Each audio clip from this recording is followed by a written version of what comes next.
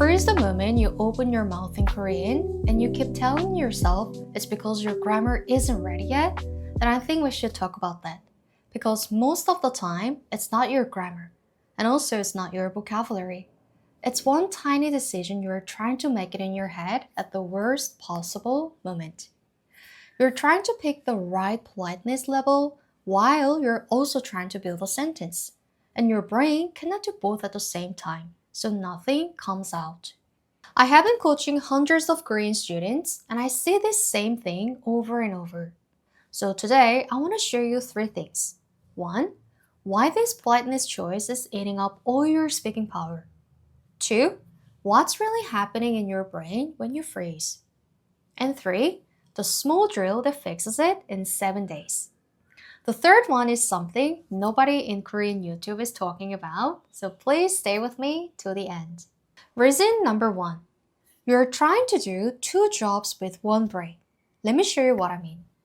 When you want to say a sentence in Korean, your brain has to do a lot of little things at once.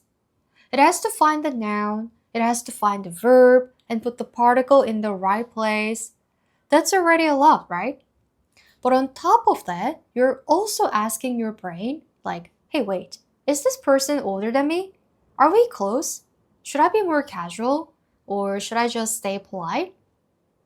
Let's say your brain has 10 units of speaking power. Building the sentence takes 7 of them. And picking the politeness level in real time takes 5 more. But 7 plus 5 is 12, and you only have 10. So your brain runs out right at the politeness step. And the whole sentence just stops. Your mouth opens but nothing comes out. This isn't a Korean problem. It is a budget problem. You ran out of your brain budget before the sentence was even finished. Reason number 2. The freeze isn't about fear. It's about timing. A lot of students tell me, hey Seunghee, I'm too scared to speak Korean. I'm scared I'll be rude. I understand that feeling, but I want you to look closer. Because the fear isn't floating in the air the whole time. It hits at one exact moment. It hits the moment you start to think, wait, am I using the right form?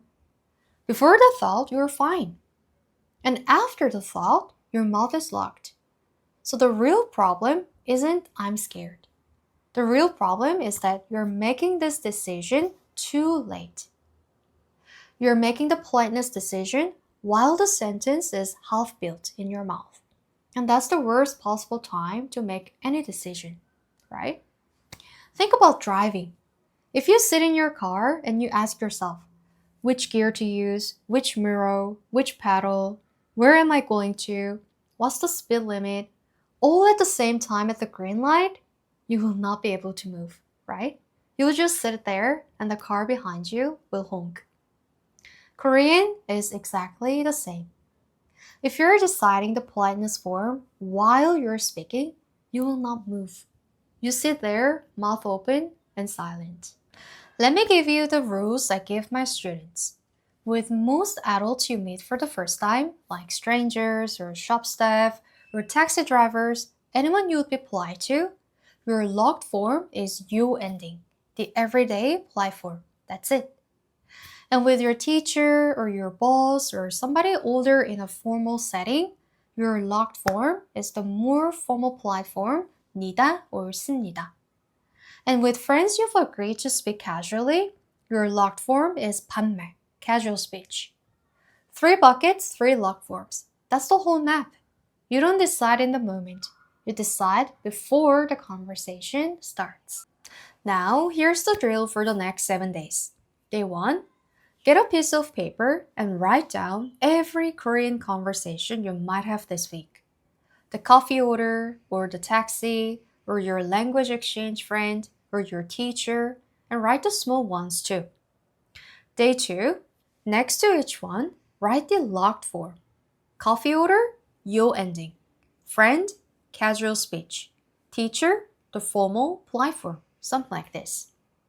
Day 3, walk through each conversation in your head out loud if you can, and say the first sentence in the locked form. If your brain starts to switch, stop and go back. and use the locked form. Day 4. Go and do one of them in real life, the easiest one. The coffee order. Use only the form you decided. If you picked yo ending form, which is heyote, then you stay in heyote for the whole order. Even if the shop person uses casual speech with you, even if you feel weird, you stay locked. Day 5, do another one, a small one. Day 6, do one that scares you a little. Day 7, notice that your mouth is opening faster because your brain isn't spending 5 units on politeness anymore. It spends 0 units because the decision was already made. So all 10 units go to building the sentence, and then sentence comes out. This is the trap. The politeness system in Korean isn't what's keeping you silent. The decision itself made at the wrong time is what's keeping you silent.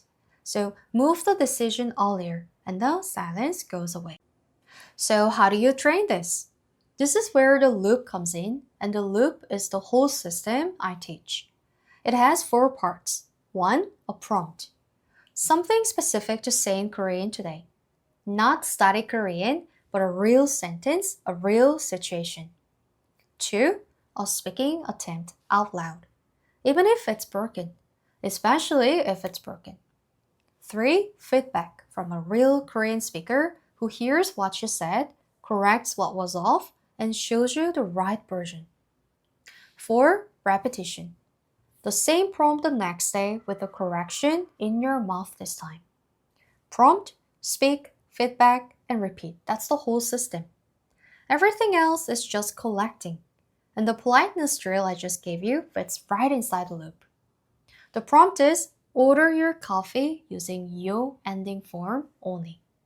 The speaking attempt is when you do it at the cafe.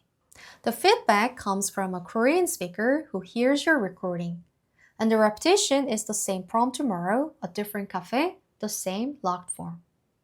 By day 7, the politeness decision is gone from your speaking moment. It moved into your planning moment where it belongs. I run a free Korean speaking community on school platform. And every week, I give you one prompt, and you record your voice answering it in Korean, even if it's broken. And I listen, I give you feedback, and I show you the right version. Then the next week, same prompt, corrected in your mouth.